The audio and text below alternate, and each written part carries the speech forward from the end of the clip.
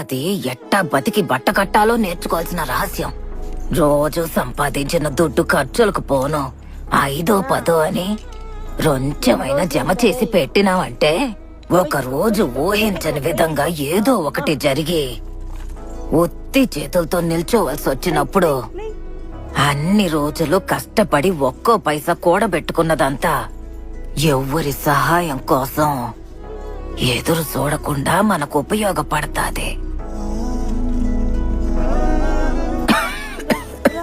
ఒక మనిషి సంతోషంగా ఉండడానికి దుడ్డు కావాలో లేదో నాకు తెలీదు, కానీ మర్యాదగా ఉండడానికి దుడ్డు కావాల్సిందే.